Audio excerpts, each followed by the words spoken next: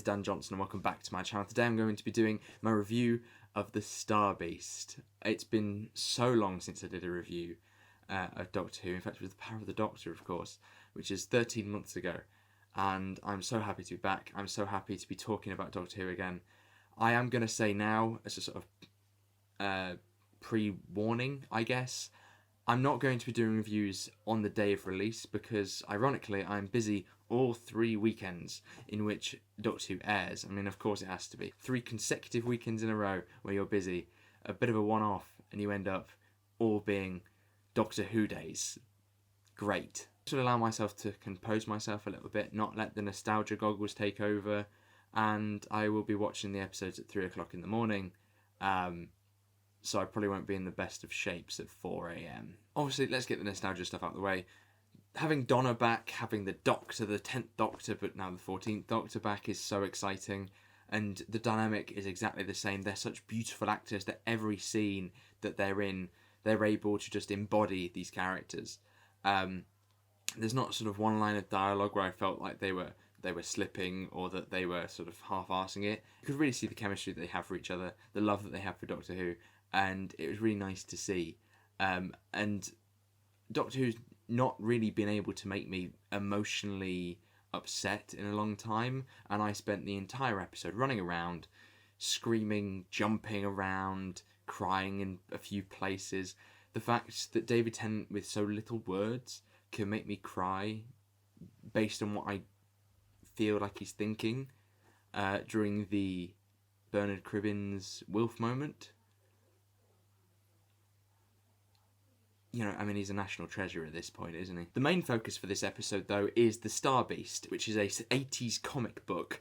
This is the Big Finish adaptation, which I think is currently being sold on sale. It's quite different from the original, but a lot of the similar elements are there where it kind of gets the gist of the story. You have a creature called the Meep that is being pursued by Worth warriors.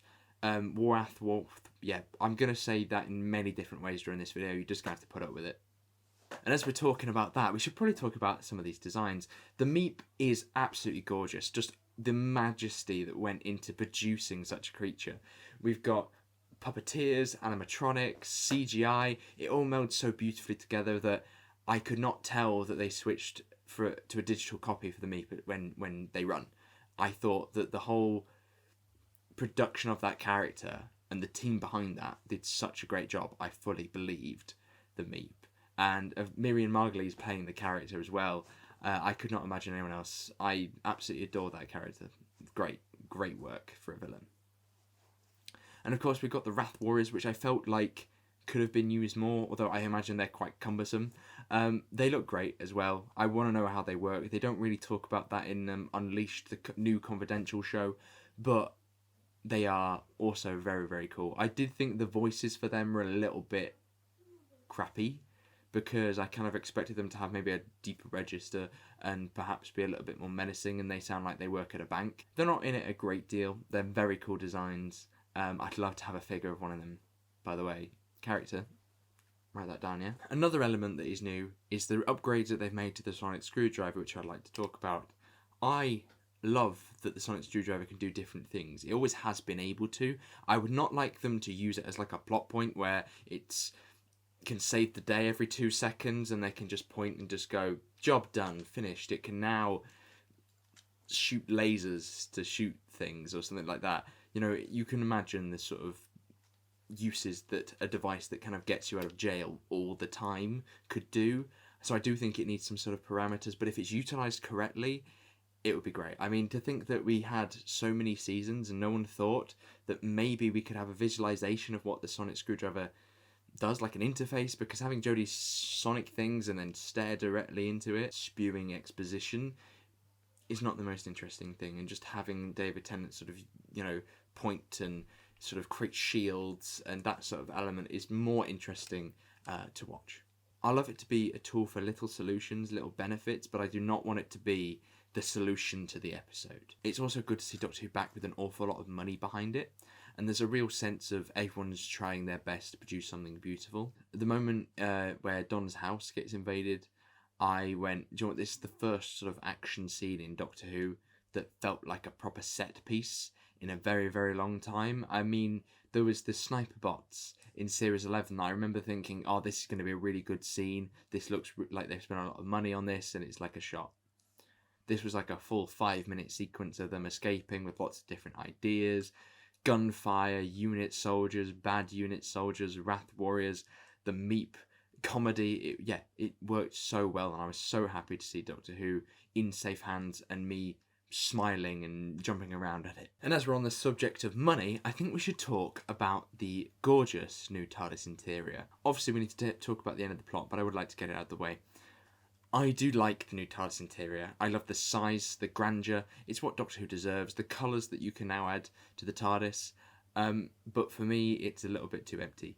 There's too much empty space in that, and it's too white. It's too clinical. But I love the walkways, the fact that the Doctor can run all the way back down it and back up it, and there's going to be some gorgeous shots incoming, I think, with that TARDIS. Russell T Davies knows how to tug on your heartstrings, and he does it once again with the Dr. Donna and bringing that element back in genuinely convincing me that she was going to die.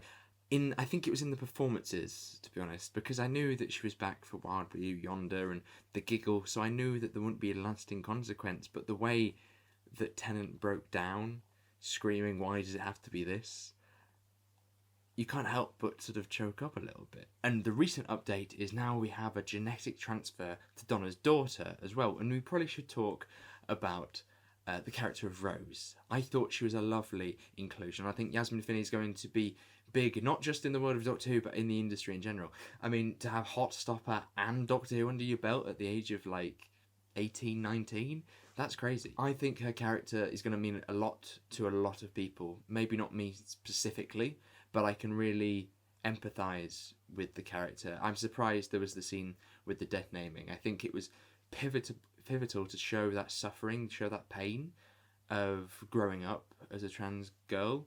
But I think that it was done with the right amount of love and the right amount of care. I think she worked incredibly well, and I'm looking forward to seeing her again. I hope we do. I know in Doctor Who Unleashed she just said special, so we may not see her again. And that entire twist, the Dr. Donna and Rose twist, and the non-binary was making her an element of the Doctor, worked so well. The plushies that she was making being an element of her memories and not Donna's. I was wondering during the episode how that came in, or whether they just Easter eggs, things for us to pick out on that had no real inkling and inclusion into the story. But I got almost goosebumps during that moment. And then my final thing, I think the nitpick that I was talking about earlier is the letting it go scene. Now, the reason I don't like this may be because I'm just a guy, but it might be because I'm not a big fan of the idea that the big regeneration energy that Donna had back then in 2008 and felt like this sort of huge force is just as simply just blown away. And it's that simple, you just push it away and it goes. There must be consequences to these elements.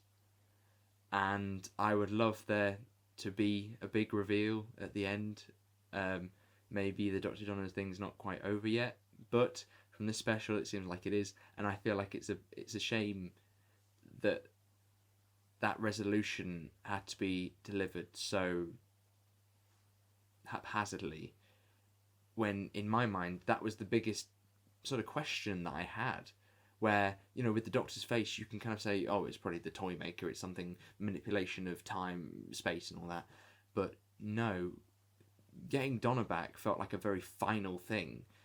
Losing Donna felt like a very final thing, that we weren't going to get her return, and that was the pain of her character. For then that to be rewritten for the sake of the specials, to get her back in the TARDIS, which of course we all want, but for it to just, like I say, blown away, I think that's a real shame. I do hope we get something from that. We'll see. I don't want to be that person that sits there going, this happened, but that may change because of this episode next week, and the likelihood is it probably won't. I said that many times with Flux, and when I look back at those reviews, I think that was a mistake. So that's it. Thank you very much for watching. Hopefully you did enjoy this video. If you did, make sure you give a like, subscribe. If you're new, I shall get the podcast up in the next couple of days. It's quite a long one. We have a lot of elements to talk about, but I'm very happy with the conclusions that we came to when we filmed it. But until then, thank you very much for watching. I shall be back next week reviewing Wild Blue Lot Yonder, and I'm hoping maybe I can crank out a few videos in between. We'll see how much time I have. You never know. It's a whole new lifestyle nowadays compared to what we had when the previous series of Doctor Who came out, so it's all a bit uncertain. But until then, until next time, thank you very much for watching, and I shall see you soon. Goodbye.